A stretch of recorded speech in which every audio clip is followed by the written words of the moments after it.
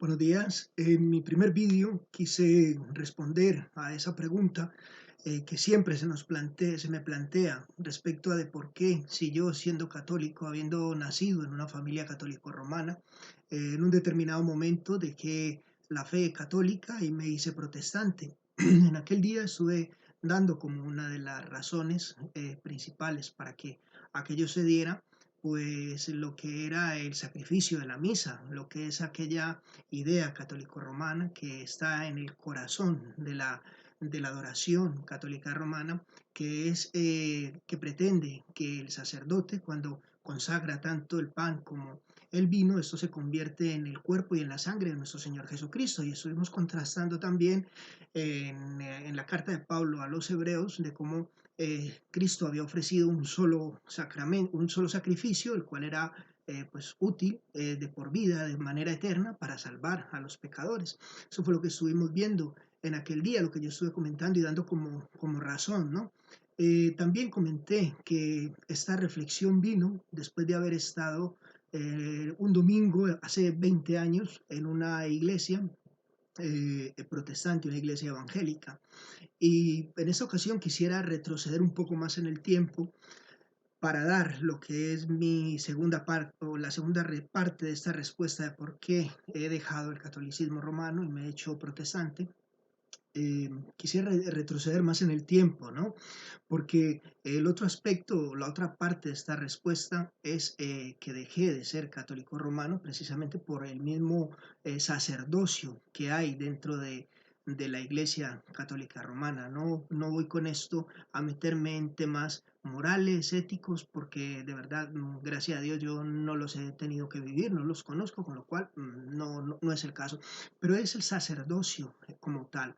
Y contaré que en mi primera infancia, en mi barrio allí en Latinoamérica, en Medellín, Colombia, pues crecí en una iglesia, iba con mi abuela, ¿no? Que era la catequista del barrio, la iglesia de allí del barrio, y el sacerdote que había era un sacerdote muy mayor, era un hombre muy mayor, con una fe eh, bastante contundente, un hombre muy piadoso, un hombre muy valorado por toda la comunidad y la verdad era un hombre que tenía un ejemplo de vida pues muy bueno, ¿no? De hecho, en algún momento la gente llegó a decir que ese hombre pues estaba incluso para que fuese canonizado, ¿no? Yo era un niño, no recuerdo más de ese hombre, sino que tenía muy buen testimonio. De hecho, bajo su sacerdocio, allí su ministerio, allí en la iglesia, en el barrio, yo recuerdo que yo fui monaguillo también y, y recuerdo haber estado compartiendo con este hombre y era un hombre bastante agradable, un hombre muy mayor que luego pues se fue, lo llevaron de la iglesia porque ya era muy mayor y trajeron un hombre más joven. El hombre más joven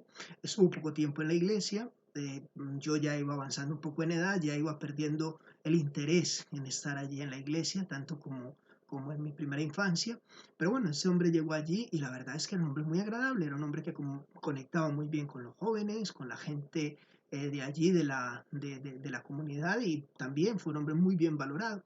Pero claro, ese hombre estuvo muy poco tiempo allí en la iglesia y luego llegó otro hombre ya de una edad más avanzada, un hombre ya más maduro, ¿no?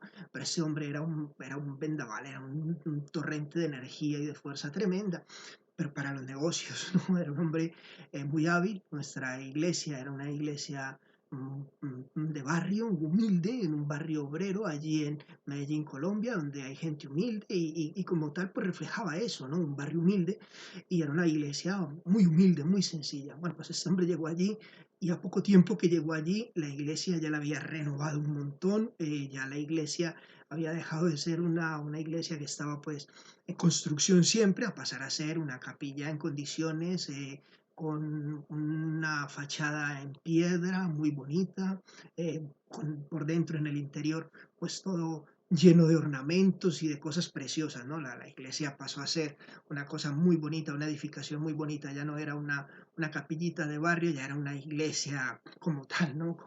Como se suele pensar en las iglesias católicas.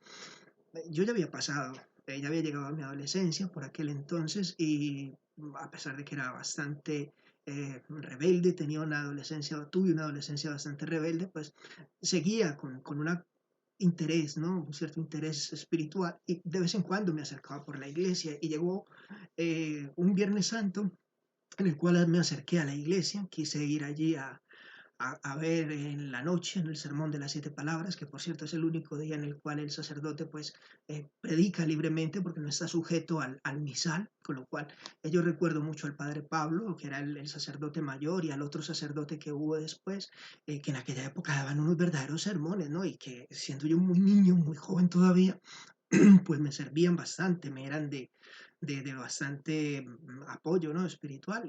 Bueno, pues yo fui en aquel momento, quizás un momento bastante convulso, tanto en mi vida como en la vida del barrio, eran los años 80 allí en aquella ciudad, que fueron los años horrorosos, y mi barrio estaba lleno pues de todo lo malo que había, ¿no? Había lo bueno y lo malo, pero lo malo destacaba por sobre todo.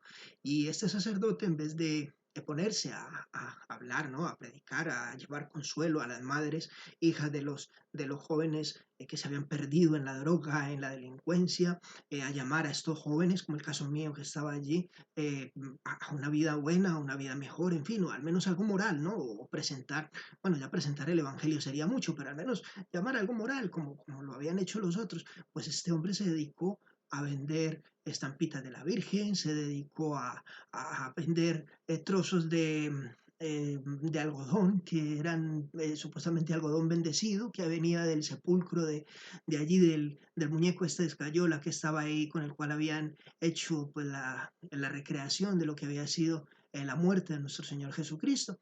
Y aquello a mí me dejó descolocado totalmente, porque allí ya no había la piedad que yo había visto en otro momento, y lo que vi fue el ánimo mercantil, ¿no? Que ese hombre tenía, porque había que pagar aquellas facturas, había que pagarlas sí o sí, ¿no? Para poder cubrir todo lo que fue la edificación de aquel templo. Así que en aquel momento fue donde yo ya pues corté directamente con mi asistencia, me desengañé totalmente de este asunto. Y este es mi segundo punto, ¿no? De por qué yo dejé la Iglesia Católica Romana. Y he dicho que es por el sacerdocio, ¿no? Eh, Cuando volví unos años atrás, por aquel entonces tendría unos 17 años, 18 años, yo no sé cuántos años tendría, pero cuando cumplí los 28, que fue pues ya en el año 2000, que fue cuando me llegó la conversión, me acerqué a la iglesia evangélica, a la iglesia protestante, el Jueves Santo, y aquel día pues tampoco estuve muy enterado de lo que predicó el pastor. eh, Estaba muy de lleno metido con las personas que me habían recibido el domingo anterior, y la experiencia fue muy buena. Pero la meditación que me quedó después fue precisamente la diferencia que había entre el culto evangélico, el culto protestante, donde uno estaba allí sentado y veía un púlpito y un hombre hablando, y la diferencia con respecto al católico, ¿no? Donde uno estaba allí sentado en la banca, y delante había un altar con un hombre con las vestiduras totalmente distintas, unas vestiduras atípicas, y haciendo un sacrificio, ¿no? Ofreciendo un sacrificio como es el de la misa. Aquello me hizo meditar bastante también, y meditando pensé en ese pasaje que hay en Hebreos también, el capítulo 7, los versículos 12 al 14 dicen: porque cambiado el sacerdocio, necesario es que haya también cambio de ley. Y aquel de quien se dice esto es de otra tribu, de la cual nadie sirvió al altar, porque manifiesto es que nuestro Señor vino de la tribu de Judá, de la cual nada habló Moisés tocante al sacerdocio. El versículo 18 dice: queda pues abrogado el mandamiento anterior a causa de su debilidad e ineficacia. ¿Qué sentido tiene? Es la reflexión que me queda a mí en aquel momento. ¿Qué sentido tiene instaurar un nuevo sacerdocio sobre el dechado del sacerdocio levítico, el sacerdocio que se dio en la ley de Moisés, para que ofrezca un sacrificio que no es exigido en la escritura? Fue otra de las reflexiones que me hizo tomar, ¿no? Si tenemos si hay un sumo sacerdote como el que presenta la carta de Hebreos, que es superior a Melquisedec, que la ley ya ha abrogado el mandamiento de todo lo que son los sacrificios y y el sacerdocio levítico, pues ¿por qué poner otra vez un sacerdocio de este tipo? Eso fue otra de las reflexiones también que me llevó a mí a abandonar la Iglesia Católica, y es una de las razones que yo pues te doy en este día. Más allá que examinar la conducta de los ministros y decir que el sacerdote es bueno, que el sacerdote es malo. La invitación mía es a que examines el sacerdocio en sí, ¿no? Y el sacerdocio te vas a dar cuenta, mirándolo desde la escritura, que no tiene ningún soporte, no tiene ningún soporte ni el sacerdocio que tú conoces a pie de calle, ni el sumo sacerdocio que pretende ejercer, ¿no? Que pretende llevar el Papa. Así que esta es otra de las razones por las cuales abandoné la Iglesia Católica y que te invito a que consideres si tú sigues allí en la Iglesia Católica, si eres una persona que tiene una verdadera inquietud y una verdadera devoción cristiana, pues te invito a la escritura, ¿no? A que lo medites y a que estés pensando en esta situación. Muchas gracias por escucharme y que tengas un muy, muy buen día.